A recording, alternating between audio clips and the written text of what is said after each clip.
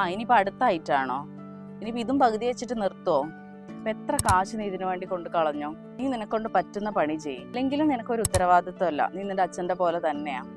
അല്ലെങ്കിൽ അപ്പുറത്തെ വീട്ടിലെ ആ പയ്യനെ നോക്ക്, അവൻ്റെ സ്കോർ എത്രമാത്രം ഉണ്ട്, നിന്നെക്കൊണ്ട് എന്തിനു കൊള്ളാം. ഇതൊക്കെ സ്ഥിരമായി നിങ്ങളുടെ വീട്ടുകാരിൽ നിന്നും നിങ്ങൾ കേൾക്കുന്ന വാക്കുകളാണോ? നമ്മൾ എന്ത് ചെയ്താലും നമ്മളെ അപ്രീഷിയേറ്റ് ചെയ്യാറില്ല, എല്ലാത്തിനും കുറ്റം.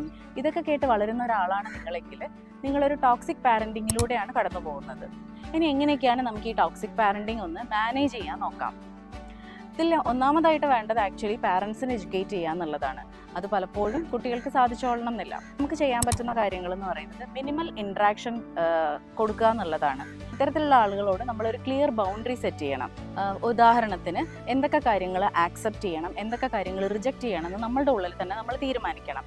മാത്രമല്ല അവരത് പറയാൻ എന്തെങ്കിലും ഒരു ഫീലിങ്സ് ഉണ്ടാവും അവരുടെ ഉള്ളിൽ. അവർക്ക് നിങ്ങളോട് ഇഷ്ടക്കേടുള്ളത് കൊണ്ടായിരിക്കില്ല അവരത് പറയുന്നുണ്ടാവുക. അവരുടെ ഇൻസെക്യൂരിറ്റിയോ നിങ്ങളിലുള്ള അമിതമായ പ്രതീക്ഷയോ അല്ലെങ്കിൽ നിങ്ങളിലുള്ള ഒരു വിശ്വാസക്കുറവോ എന്തൊക്കെയായിരിക്കാം അവരെ കൊണ്ട് അത് പറയിപ്പിക്കുന്നത്. അപ്പോൾ അവരുടെ ഒരു ഫീലിങ്സ്, അവരത് പറയാനുള്ള ഒരു ഫീലിങ്സ് ഒന്ന് നിങ്ങൾ നന്നായിട്ട് ഉൾക്കൊള്ളുക എന്നുള്ളതാണ് ഒന്നാമത്തെ കാര്യം. പിന്നെ നിങ്ങൾ നിങ്ങളുടെ ആവശ്യങ്ങളിലേക്ക് നന്നായിട്ട് ഫോക്കസ് ചെയ്യുക. അതേസമയം തന്നെ നിങ്ങളെ നന്നായിട്ട് സപ്പോർട്ട് ചെയ്യുന്ന, നിങ്ങളെ എൻകറേജ് ചെയ്യുന്ന ഒരു പോസിറ്റീവ് സർക്കിൾ നിങ്ങൾ ഉണ്ടാക്കിയെടുക്കണം. പിന്നെ നിങ്ങൾ തന്നെ നിങ്ങളോട് വളരെ കൈൻഡും കമ്പാഷനേറ്റും ആവണം. നിങ്ങൾ ചെയ്യുന്ന ഓരോ കാര്യങ്ങളെയും നിങ്ങൾ സെൽഫായിട്ട് അപ്രീഷിയേറ്റ് ചെയ്യാൻ വേണ്ടിയിട്ട് പഠിക്കുക.